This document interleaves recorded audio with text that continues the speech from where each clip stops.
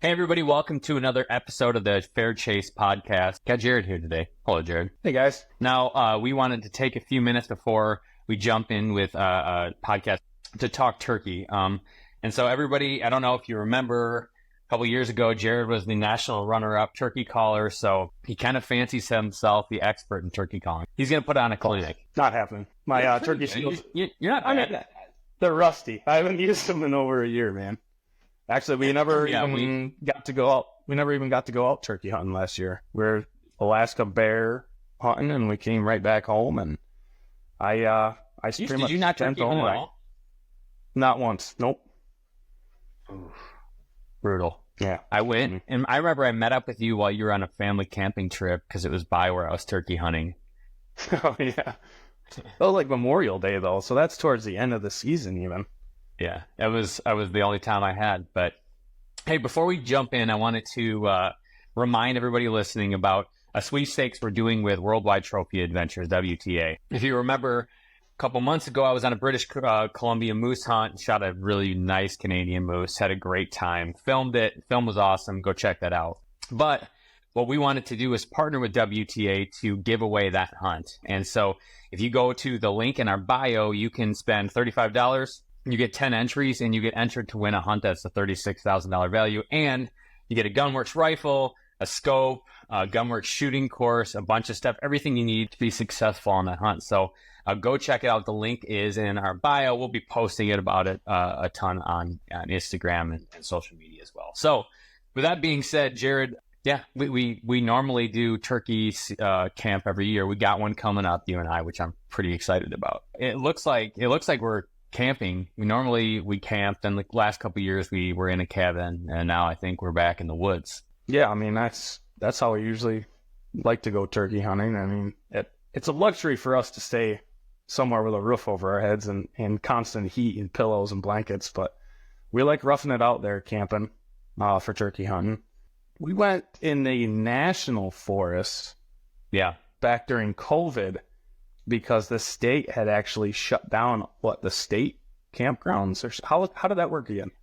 They shut down camping on state ground. And so normally we camp in the state land area, and instead we hunted there, but we had to stay down the road 20 minutes away and then go 20 minutes to where we were hunting, even though we could have hunted right where we were sitting too.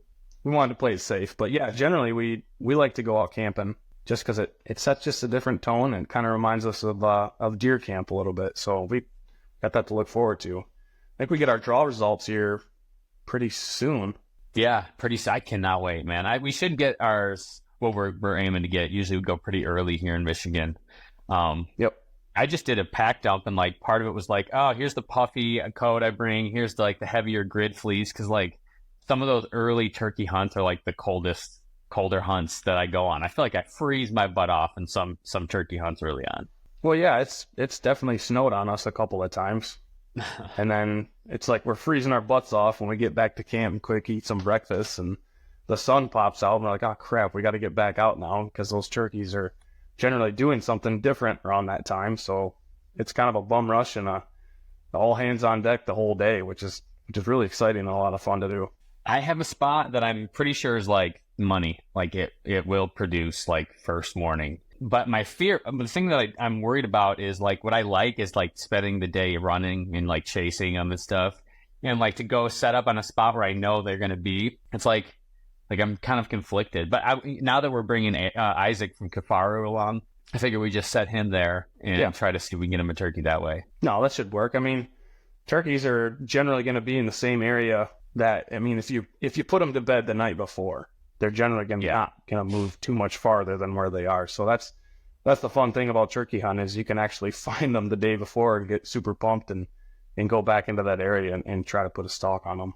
Yeah. Okay. Well, let's talk about that. So what I wanted to do, and I said this at the beginning of the podcast, you are nationally recognized as a turkey caller. I mean, you're so I want to run you through a few scenarios and just have you actually make the call. We're taking just a few minutes before the main podcast part of the podcast, and I just want to say all right, I'm going to give you a scenario, and here's what I want you to do. Tell me what you're thinking, and then give me the call sequence. Can you do that? Oh, I can, but I also want to give a disclaimer that I lost to a guy in a costume, a leopard costume. He was Tiger King. It was the Tiger King, and I lost to him. And he was doing everything through his mouth, no diaphragm, no slate call. So I lost to him, which probably says a whole lot about my calling. Yeah. Well, we're about to find out. So you warmed up. You're actually using a rental call even today. Could yours broke or something? Yeah. I didn't take very good care of my diaphragms throughout the past year because I haven't used it now. Probably in 2 years coming. So, like, if you don't take care of the reeds on there, they just stick together, and believe it or not, they grow mold in between it. So I pitched them. Who's it? So I'll probably send in some new ones. Yours. Yeah. And I don't like it. I've rinsed it heavily. So, okay. All right. I'm going to run you through 4 scenarios. Okay. Okay. Sorry. First one, you night before you put turkeys to bed, but you are only able to figure out, within a few hundred yards where they are. So you can get within a few hundred yards of roosted turkeys. It's before a light. You hear them gobble. All of a sudden, the light is just kind of peeking up, and you're kind of hearing them. They're not flying down yet, but they're messing around up there. All that noise and stuff. Like, what are you doing at that point? Are you calling yet? OnX is the title sponsor of our podcast here at the Fair Chase, and it's a must-have app for all of us who love to explore the outdoors. Whether you're hunting or hiking or fly fishing, OnX gives you detailed, accurate maps right at your fingertips. With property boundaries, topographical features, and trail data, you'll always know where you are and where you're headed. You'll also likely be able to figure out where that big buck is headed to. Plus, their offline maps mean you're covered even in the most remote locations. OnX is the ultimate tool for outdoor navigation, making every adventure safer and more enjoyable. Download OnX today and explore with confidence. If I know where they are, like if I have a general idea maybe on the ridge that they are, and they're all flocked up on those branches, I'm trying to sneak in there as quietly as possible and not make a whole lot of noise. When turkeys wake up and kind of start stirring a little bit, they don't make a whole lot of noise. The toms will. They'll respond to other toms gobbling off in the distance, or if they hear an owl hoot early in the morning, I'm more or less trying to get it like a shot gobble. I'll slam the door closed or do something along like that. But if I'm... Do you do an owl? I'll do an owl, yeah. I'll do the old who cooks for you. Or you do like a screech owl, just the high... Yeah, and just something to shock them into gobbling, just to find out, just to pinpoint just a little bit closer on where they are. But if it's something, if I want to try to mimic a hen who's just waking up, it's a very quiet kind of clucking, almost like you put in your shirt and you're muffling it, kind of like a... All right, give us one. Kind of like a...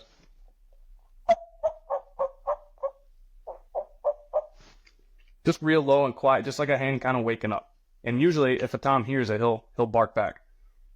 Okay. All right. So good. Now you hear the beautiful sound that is the wing beats. You can hear them coming down, crashing down. Yep. They land. What are you doing now? So once turkeys fly down, obviously they sometimes fly in all different directions or kind of off in the same direction. But if I'm mimicking kind of like a lone hen, I want to make sure that tom knows where I am, right? So if he's already flown down and maybe he expects me to be up in the tree, or if there's another hen somewhere out there, I'm going to do like a fly down cackle. And that's just going to be a...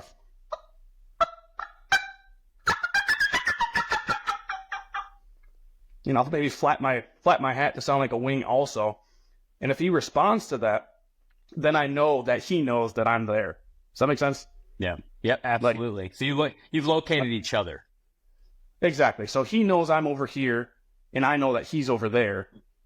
And after that, if there's multiple turkeys, like if there's hens with him, I'm going to try to pull him away, but it's going to be a little tough to try to pull him away. Sometimes toms will, but at that point, I know that there's a marker there. He's marked that area. He knows that there's a hen over there. Yeah. And I'm just going to be quiet for a little while. Okay, so that's actually great. Next question. Okay, so they fly down, and you're always trying to get in their bubble, and then when you're in the bubble, you're hoping they fly down towards you. But sometimes they fly down and they go away from you, right? So say they flew down and it's starting to move away. Like what's your go-to call to get them to at least like stop or turn around? if he's responding to a yelp call, again, a yelp call is just a locator. The hens will do it. Give us a yelp. Sequences of.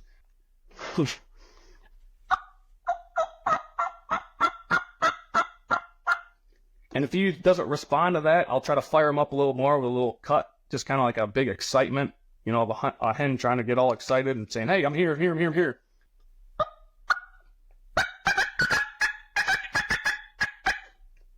If he responds to that, I know, again, he knows that I'm here. But if I don't hear him coming closer, I know that he's with hens right now, and I'm just going to let him kind of go do his thing, let the hens kind of mosey around if they've got a feed or whatever, because generally around like 11 o'clock to 1, those hens are going to go back to the nests if they have them, and that's when we can jump on a lone tom, when we can change up our strategy a little bit.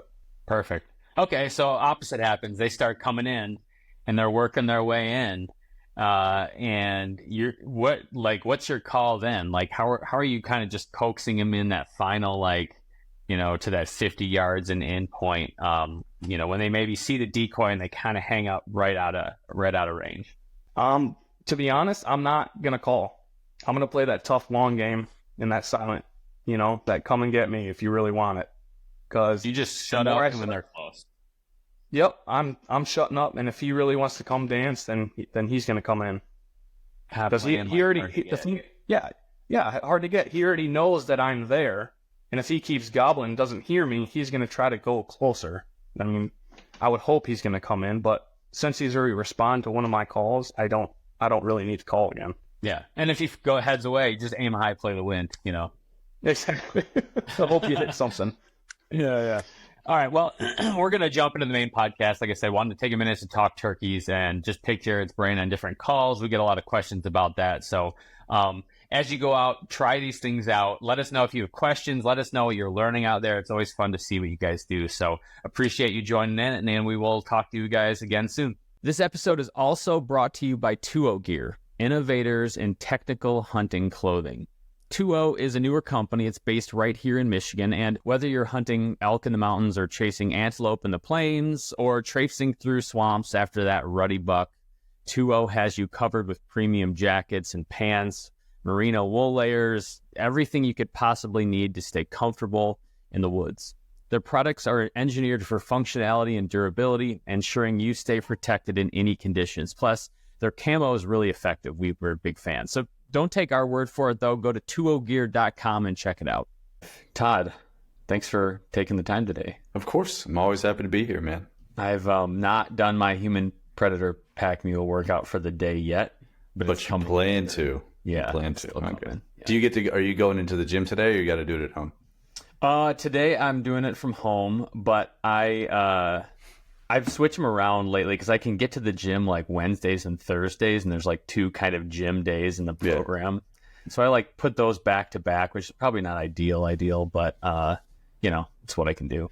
It's better than not doing it at all. That's for damn sure. So yeah, I've been doing it for a while. I feel I've never been this flexible and strong combined. That's what we want. Yeah. That's longevity right there, my friend. Yeah, it feels good. It's like historically I'm very inflexible, something I've struggled, especially my hamstrings and hips.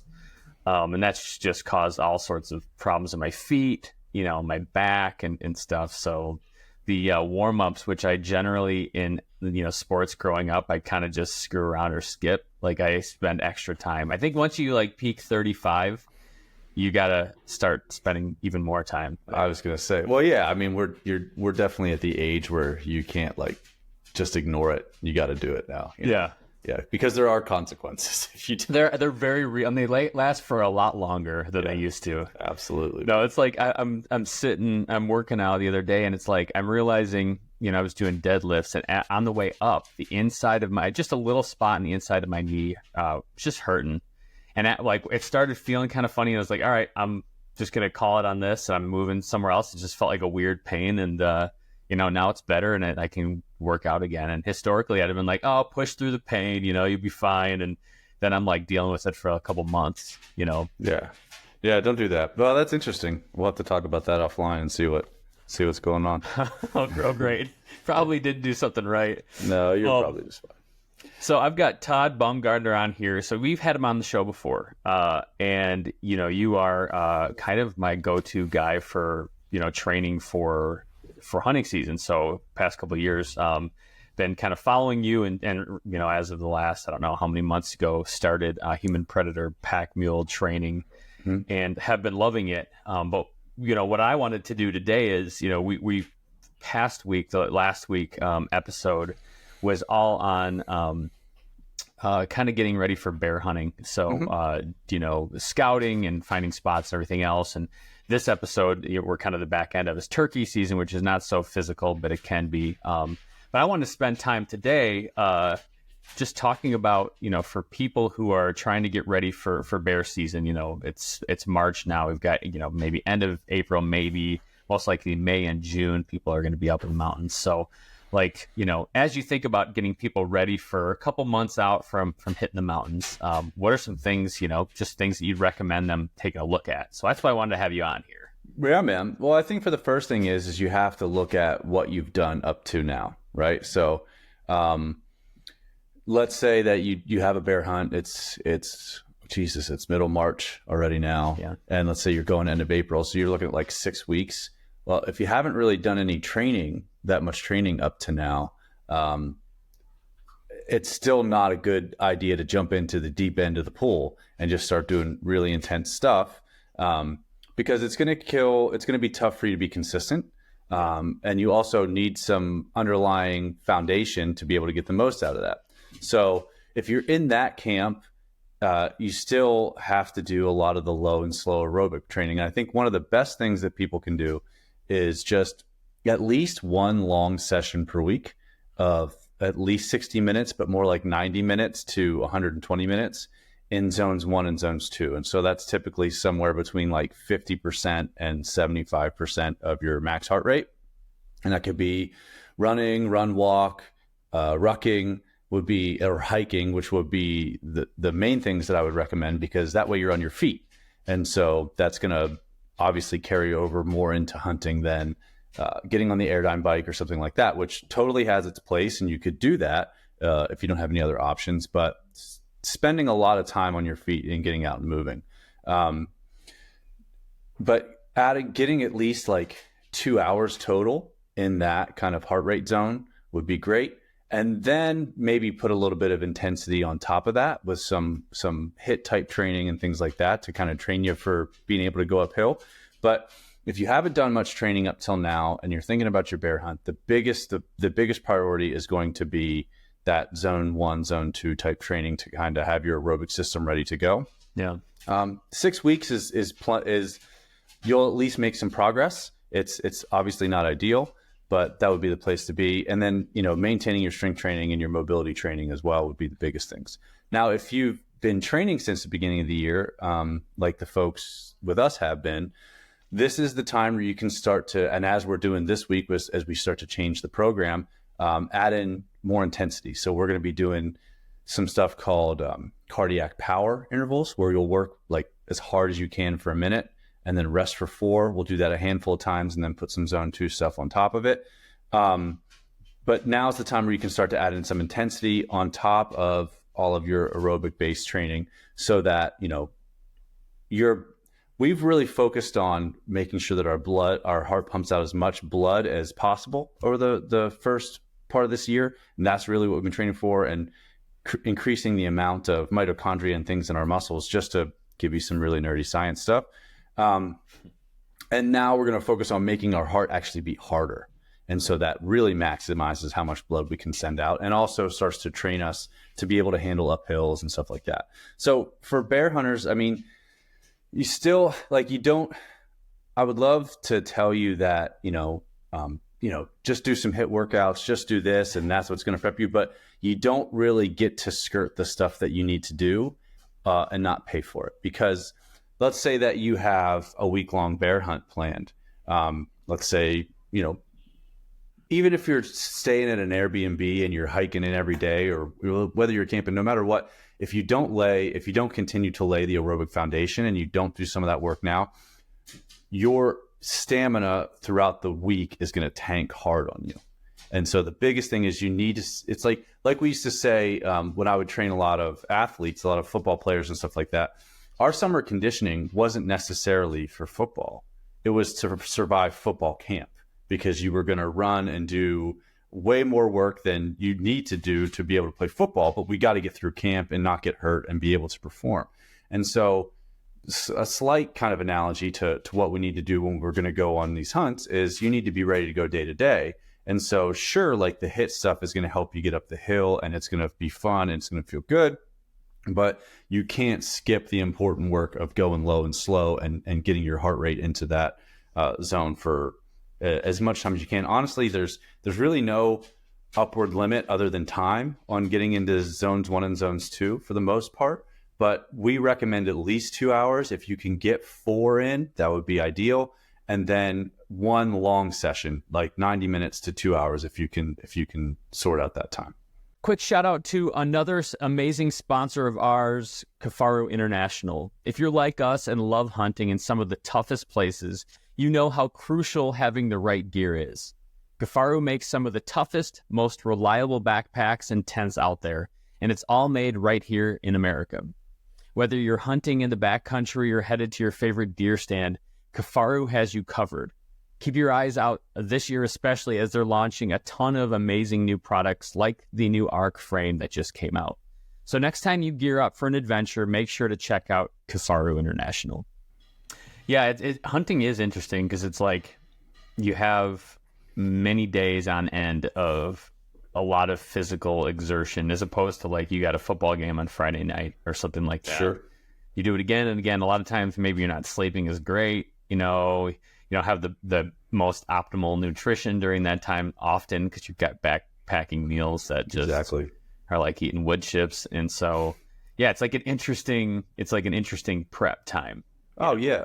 Yeah. And the biggest thing is, your aerobic system is what's going to help you recover between all of those sessions, right? So that's why, a lot of guys come to us and they say, I felt good on day 1, but by day 3, I was totally wrecked. And it's because they did some kind of training that was just like very intense, short duration. Like maybe they'd go out, I'd run really hard for a handful of miles every week. And I'd do that a few times, but it's like, well, you're prepping for something that lasts 20 minutes instead of something that's going to last hours and then have to back up day to day. You know what I mean? Yeah. So you just can't skip that work. There's no way around it. I mean, even if, like I said, you got the uphills coming and all of that, you still need to do the low and slow work now. And you'd be better benefited by doing that and staying consistent with it over the next handful of weeks than you would by just trying to jump into the deep end of the pool and murder yourself.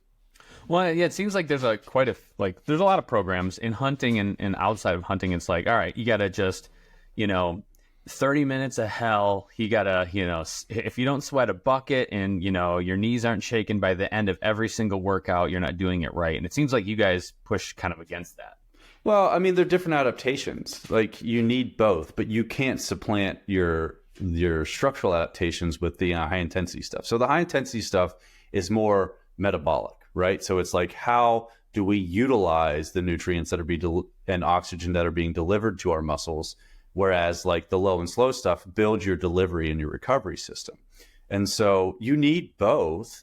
But the problem is we get biased so hard towards the hard stuff because we get an instant reward from it. It feels like we've done something, and you reap adaptation from it really quickly. So you feel fitter really fast from it. But the problem is you plateau much faster if you don't have the other stuff laid down. And so it's easy to get biased towards it because it really feels like you're doing something. But we need both adaptations. We just need way more of the low and slow stuff because it builds the structural stuff that we were talking about, like making sure that your heart pumps out more blood, making sure that your vasculature, like your capillary density and stuff like that, increases. The mitochondria for low intensity stuff that allows us to have endurance and recovery.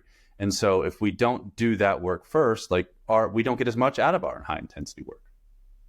Yeah, it is interesting. I have done programs like that in the past, and you're right. Like you shoot up and you're feeling really good at first, and then you're like, man, I feel like I'm the exact same that I was, a couple weeks ago. Like you do plateau pretty quick, so that's an interesting part to this. Or you get crushed. I mean, let's say that you can manage 3 of those workouts in a week, but then like the next week you feel like hell. So you miss 2 workouts the next week or even more, or like, you know what, you don't even work out, and then you're way behind the curve, and it's incredibly difficult to manage consistency, which is going to be the biggest variable that gets you where you want to be. So, I mean, regardless of, you know, if you're just starting to train now, or if you've been training from the beginning of the year, you just don't get out of the training cycle. Like, you just can't get around doing the low and slow stuff and keeping it in your program all the time. Yeah. And I mean, even now, even as you're close to going on that hunt, you still got to do a lot of it. Well, it is weird because it's like, you know, with the low and slow where you're, you know, zone 1 and 2, you're, you know, for me, I think that's like, I forgot what my zone 2 heart rate. It's like 140s to 50s or something. I would guess it's probably like 140 to mid 150s, something like that. Yeah. Yeah. It's just like, you're like, oh man, you know, you feel like you're doing a lot more when you're, you know, at 170 and you're like laying on the ground, but you know, it's equally important to just move consistently for a long time. Yep. Yeah. That's really it. And it's just amazing if you do that, how much better you feel overall. And then when you go on a hunt and you just like, I can get up every day and I can go. And that's another thing, you know, you mentioned the mobility stuff and how flexible you feel. That's another a thing right now that if you're going on a bear hunt and you got hunts this spring to really focus on, especially if you're backpacking in and you're going to be tenting and all of that and camping out, because you're going to be sleeping on the ground, like you're going to be putting your body through harsh stuff. And the better your joints feel and the better their health going into that, the better they're going to respond to sleeping on the ground every day and doing all that kind of stuff. And, you know, another thing to keep in mind is when you're sitting there glassing or you're sitting around camp or eating lunch, like do a few mobility drills on your feet, or like use your Z foam and do some stuff and keep your body feeling good, because I mean, you just be sitting there glassing anyway, and you take a break, do a couple minutes of something, stretch out, sit back down and glass and take care of your body. Because it's no different than, you know, if you're an office person sitting in a cubicle all day and just like you sit there and you get stiff. Well, I know we all kind of get obsessed with keeping our eyes on the glass and trying to find something, but you know, taking a minute to move your shoulders around, move your back around will pay big dividends over the course of the hunt and keep you in it a little bit more. That's been, like I said, a huge thing for me. Like, just sore, you know, if I'm not stretching a lot, I'm sore, you know, I can't squat or like crouch down for a long time if I'm stalking. Like, it actually has an impact. It's like, oh, for sure, you know, huge deal. Big thanks to Vortex Optics for sponsoring this podcast as well. Most hunters know how important clear, reliable glass is in the woods. In fact, we don't hit the woods without some form of optics in our hands. Vortex Optics offers a wide range of high-quality binoculars and scopes and rangefinders, things that are perfect for hunting or bird watching or whatever you're doing outside. Their world-class products also come with an amazing warranty. I've actually used it, and it's really fast and easy to use. So whether you're spotting a big bear across a drainage or lining up that perfect shot, make sure you're doing it with Vortex Optics. One other thing, you know, that I did have a question about was like nutrition. Sure. And, you know, I know that's a huge topic, but, you know, what are like, if for folks that you talk to, like what are some of the things that you're seeing that they just kind of do wrong a lot, or they're not maybe missing when it comes to nutrition? Honestly, the biggest problems with nutrition are psychology and environment, not necessarily the food, right? Because I think mostly, I mean, other than the confusing shit that you'll see all the time where it's like, you know, don't eat plants. Plants are bad for you. Don't eat meat. Meat's bad for you. It's like if someone's talking about something that's extreme, they're usually full of shit. And so like you can kind of just disregard that. But the main thing is environment and setting up habits, right? So one of the simplest things people can do is like, well, I'll take a step back. Like, we know we need to eat vegetables.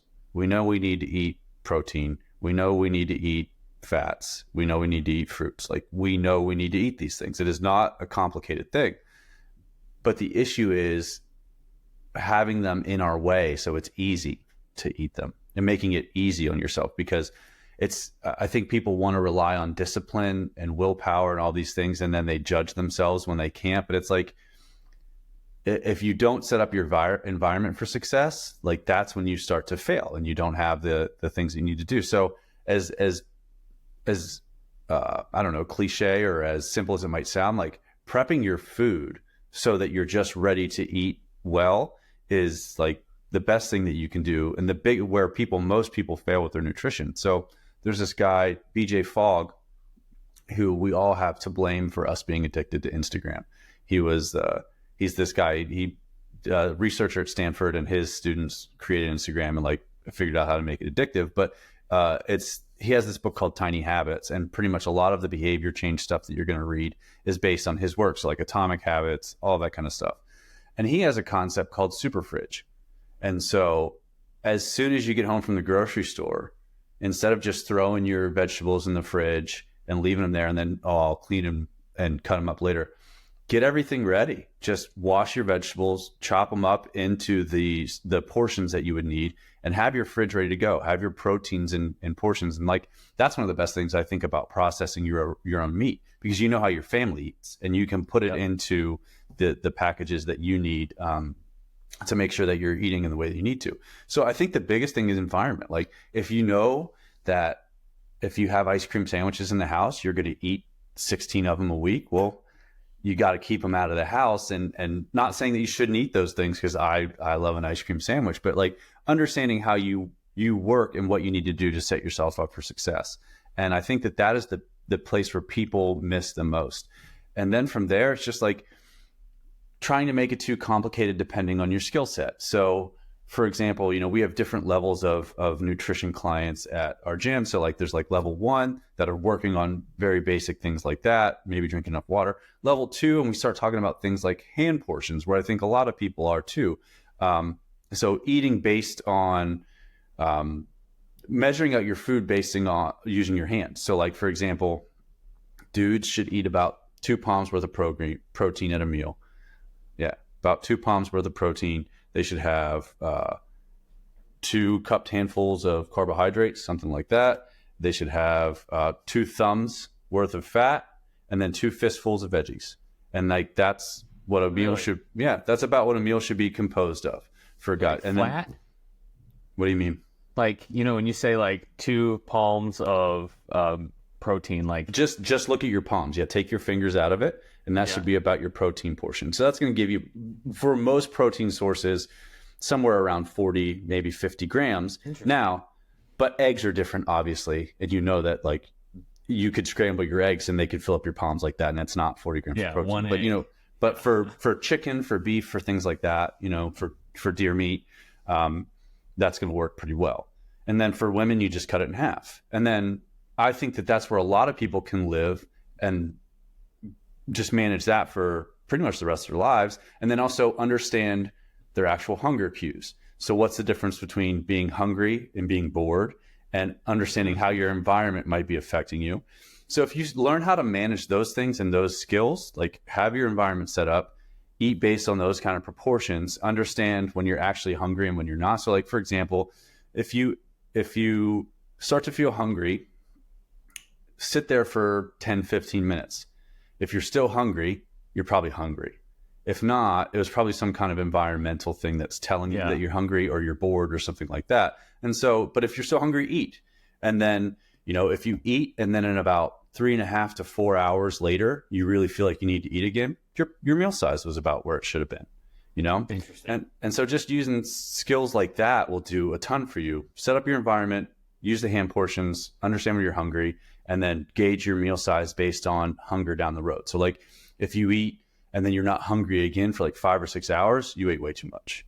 Or if you ate and then you're hungry again in an hour and a half, you didn't eat enough. And so just kind of balancing those kind of things out will make a huge difference in your nutrition, but it really starts with environment.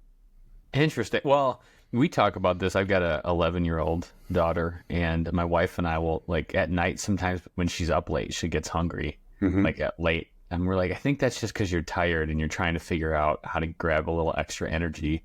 Oh, for sure. I think a lot of people do that. For sure. That's like one of the first things that's going to make you consume more calories is a short sleep. Like getting shitty sleep will make you eat more. We know that. Yeah. Yeah, it's insane. So, well, you're sharing a lot of kind of helpful information, online. And so, just to wrap this up for people who are looking to just, figure out more about this type of thing, maybe want to check out a program or just want to get, like I said, these pretty good bits of information that you share, where can they find that? Yeah. So website is humanpredatorpackmule.com. That's all one word. And then Instagram at humanpredatorpackmule. And you go to those two places, you'll be able to see what we're about. You'll be able to find information, and you'll be able to reach out to us. Awesome. Well, hey, Todd, thanks for taking the time here to jump on and share some stuff for bear season. And, this will apply for the fall and everything too. So we'll have you back on. But yeah, thanks. And appreciate you doing this. Yeah, man. Thanks for having me. All right.